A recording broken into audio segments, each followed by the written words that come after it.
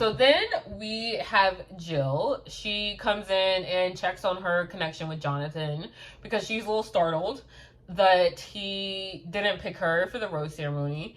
And this was so hard to watch. I had such like secondhand embarrassment, and also like I feel like every girl has been there before, because she was like really hanging on to when he said like, you're making my decision a lot harder. And like she said like to the camera and to him that she replayed that over and over and over again in her head, and like blew it up to where she thought it meant this. There were so many like hidden meanings in it.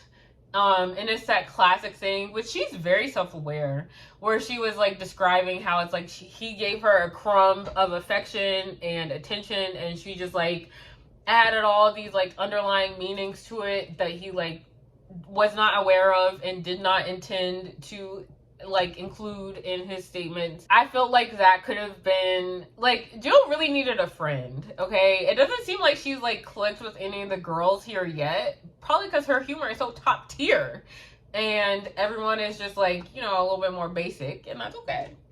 But this is a moment where like she really should have run it by a friend first and been like, hey, like Jonathan said this, has me feeling this way, like what should I do? Talk that out with a friend, do all the nitty gritty nitpicking, analyzing with a friend, so then you come to Jonathan ready and clear and looking a little bit less unhinged. I think she gave him the raw version of what was going on in her head, and it could have used a little bit of editing. It might have landed a little bit better. He looked confused. He was like, I don't know why you had that impression. That's not what I meant to say. And so like that was just like really awkward. But she let it go. She was like, cool, like not for me, whatever. And I think it was kind of a sad moment because I think it like fulfilled her fear at the rose ceremony the night before, where she was like, dang, like it's cool that I'm getting to stay, but like I really don't know like what I'm doing here for real.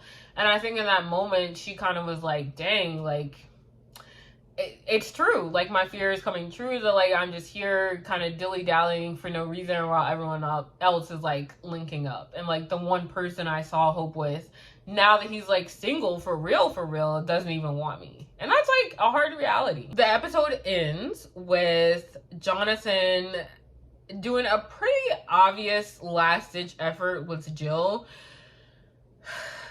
I hate when someone uses the guise of like, oh, I just wanted to check on you, I wanted to make sure you're okay, after I was the one that like, not ruined the relationship because he didn't do anything wrong, but like after he was the one that actively decided to not continue their relationship. I was like, bro, you don't care. Like, you don't care. And she knew that. And I'm glad that she like didn't give into it.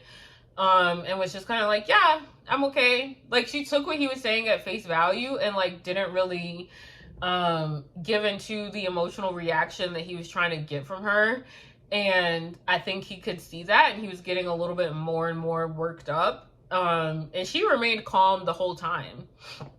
I think Jill, I'm getting the sense that she's that person who like, she can have a crash out, but then she like immediately learns from it. She's like, okay, I had my little awkward moment with him and we don't need to do that again. So she's not letting herself get caught up in the drama. My favorite part was like everyone else on the at the resort though. Like Andrew was sipping his coffee and Dale and Kat were like eating their chips, like watch. That was my favorite part because I know for a fact that would have been me.